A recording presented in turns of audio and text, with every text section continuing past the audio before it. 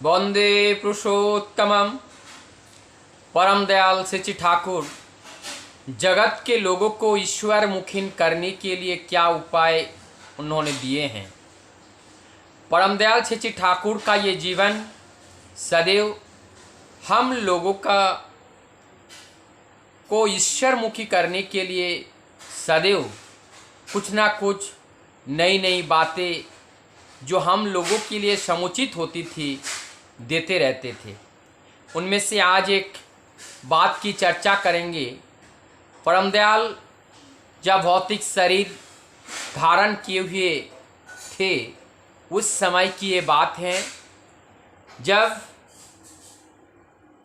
ठाकुरबाड़ी में उत्सव हुआ करता था एवं प्रत्येक दिन परम दयाल को दर्शन प्रणाम करने के लिए देश विदेश से बहुत भक्त लोग वहाँ आते थे। इसलिए ठाकुर जी के द्वारा दिया हुआ ये विधान था। ठाकुर जी कहते थे तुम लोगों को बीच बीच में यजन चौकी लगाना चाहिए। और यजन चौकी कैसा होगा? जैसे एग्जाम्पल के तौर पर जहाँ पे हम लोग देखे हैं पार्लर, परम दयाल श्री ठाकुर जी जब जीवदशा में थे अर्थात भौतिक शरीर में जब थे उस समय चारों ओर चार कोने में चार चौकी लगा हुआ था और वो चौकी का लंबाई और चौड़ाई 8 फीट बाई 12 फीट का वो चौकी था।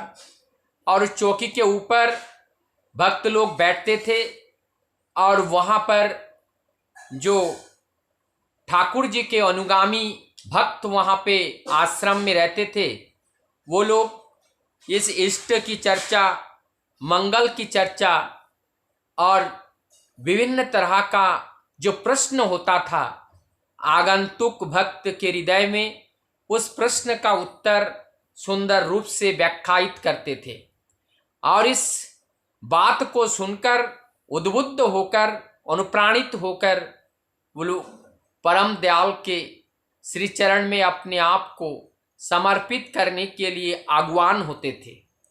इस तरह लोगों का आग्रह और धीरे धीरे वो ठाकुर जी को अनुसरण करने के लिए उनको प्रेरणा मिलता था और वो दीक्षा भी लेते थे।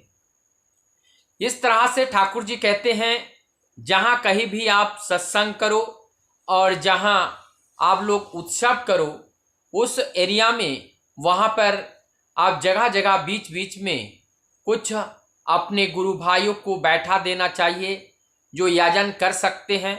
और वहाँ पे बैठे हुए भक्त लोगों का मनोभाव मनोदशा क्या है उसको भी जानकारी लेना जरूरी है। और उस मनोभाव को मनोदशा को जानकर उसी अनुसार उनको समझाना चाहिए। और उनके अंदर का जो संशय है, जो अविश्वास हैं, जो अंधकार हैं, जो अज्ञानताएं हैं, वो सब इस याजन के माध्यम से दूरीभूत करके परम दयाल के चरणों में उन लोगों का समर्पण करना चाहिए, परम दयाल के चरणों में उन लोगों का पहुंचा देना चाहिए। ऐसा कार्य होना चाहिए। परम दयाल श्री ठाकुर जी कहते हैं आप लोग बीच बीच में इस आश्रम में घूमते रहेंगे। बाहर से जो आगंतुक लोग आते हैं आप लोगों का चाल चलन, आचरण, बोलने की भंगिमा, बोलने की जो मधुरता, आपकी जो दृष्टिभंगी, आपका चलना, आपका हर एक्टिविटी जो दूसरे को प्रेरित करता हो, दूसरों को मुग्ध करता हो, दूसरों को आकर्षित करता हो, यही सारे कार्य के माध्यम से वो ठाकुर जी को जानने का कोशिश करेंगे और ठाकुर जी के प्रति उनका टान, उनका आकर्षण और उनकी पाने की इच्छा और तीव्र हो जाती हैं। इसीलिए ये यजन चौकी का बहुत बड़ा महत्व है। और इस यजन की बात जब आती है, यजन और याजन ये दो बातें हैं। यजन का मतलब होते हैं खुद परम दयाल के जो अध्ययन, अध्यापना और जो भी धर्म ग्रंथ है उसका जानना, उसको करना, अर्थात धर्म का जो अनुपालन है इस देह के द्वारा स्वयं जो हम करते हैं और इसी को याजन कहते हैं। वेद में याजन का मतलब होते हैं कि जिनको ये सारे चीज नहीं आता है, वो चीज को कोई अगर करके जो दिखाते हैं वो याजन कार्य हैं, वो याजमान है। वो याजमान इसलिए बोला जाता है, वो याजन करते हैं और वो याजक बनकर वो याजन करते हैं, अर्थात याजमान के घर, यजमान जो याजमान बोलते हैं।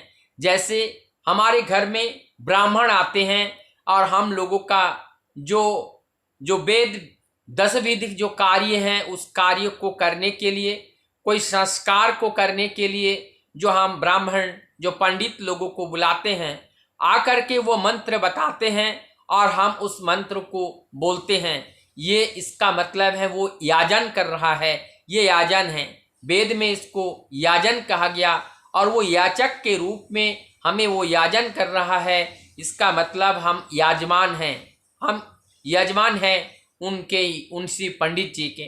तो इस तरह से ठाकुर जी की जो बात हैं, इसी के माध्यम से सभी लोगों के अंदर ये प्रवेश करेगा और ये विस्तार प्राप्त होगा।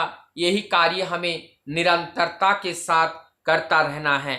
यहाँ पे ठाकुर जी और बोलते हैं कि लोगों का जो मन है, जो दुख कष्ट दरिद्र हैं, और उस दरिद्रता से जब आश्रम में आते हैं और यहाँ आ करके उनके जीवन का जो दुख है वो मिट जाती है, अपने दरिद्रता वो भूल जाते हैं, अपने जीवन का अभाव एहसास नहीं होता है और जीवन की सारी जो ग्रंथियां हैं, जो अंधकार हैं, जो अज्ञानताएं हैं, वो प्रभु के दर्शन और प्रभु की आशीर्वाद से एवं प्रभु की जो बातें हैं उस बात को सुन करके हम अपने जीवन की सारे संशय को दूरीभूत करने में सक्षम हो जाते हैं।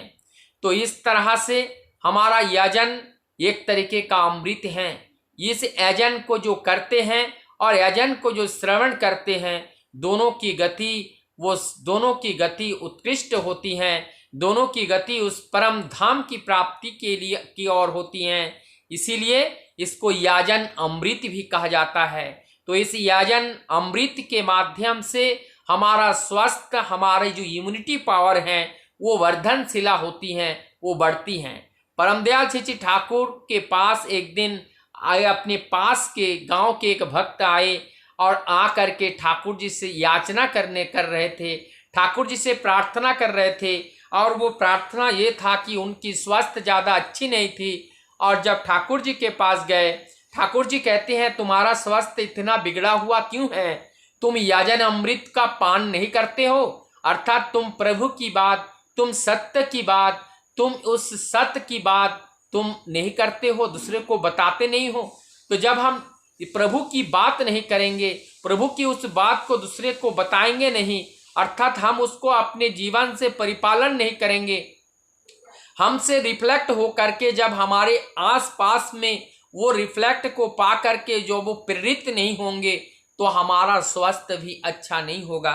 अगर हम हमारा स्वास्थ्य को अच्छा बनाना चाहे तो याजन अमृत को हमें पान करना पड़ेगा।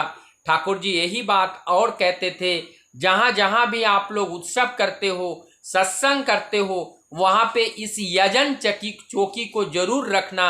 यजन चक्की का मतलब वहाँ पे यजन करने के लिए कुछ गुरु भाई दादा माताओं को उस लोगों के बीच में छोड़ देना और लोगों की मन की जो बातें हैं उनसे जानने की कोशिश करना, उनकी मन की बात को जान करके उनका मन का जो संशय है वो संशय को दूर करना। देखना अति सहजता के साथ वो पिपासित हो जाएंगे, वो पाने के लिए आतुर हो जाएंगे कि हमें परम दयाल से के माध्यम से हमें दीक्षा लेना है, परम दयाल के चरणों में हमें अपने आप को समर्पण करना है। इस कार्य के लिए वो व्याकुल हो जाएगा, इस कार्य के लिए वो पागल की तरह हो जाएगा। तो ऐसा पागलपन की जो तृष्णा है, जब तक हम उनके हृदय में जागृत नहीं कर पाते हैं तब तक उनके जीवन में प्रभु की प्राप्ति नहीं होती है। तो हमारी ये यजन चौकी का बहुत बड़ा महत्व है। हम जहाँ पे भी सत्संग करें, उत्सव करें, यजन चौकी के बारे में हम ध्यान रखें। जो परमदयाल श्री ठाकुर हम लोगों को बताए हैं, इस यजन चौकी के बारे में लेकिन इस याजन चौकी के लिए हम सतर्क नहीं रहते हैं, हम जागरूक नहीं रहते हैं। हम केवल अपने आप को दिखाना चाहते हैं, हम केवल अपने आप को बहावा पाना चाहते हैं। ऐसा करने से हमारे परम पिता खुश नहीं होंगे। परम पिता को खुश करने के लिए उनका जो दिशा निर्देश है, ज़्यादा से ज़्यादा लोगों को परम पिता के चरणों में जब तक हम नहीं दे पाएंगे, तब तक ना तो हमारा कल्याण होगा, ना तो समाज का कल्याण होगा, ना तो परिवेश का कल्याण होगा, ना तो जगत का कल्याण होगा।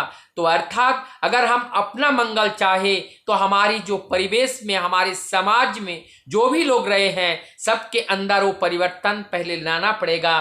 पहले अपने आप को सुधारना है, फिर जगत को सुधारना है। इसी तरह से इस जगत में एक तरीके का ट्रांसफॉर्मेशन आएगा और वही ट्रांसफॉर्मेशन ही सत्य युग का स्थापना करेगा। वंदे पुरुषोत्तम।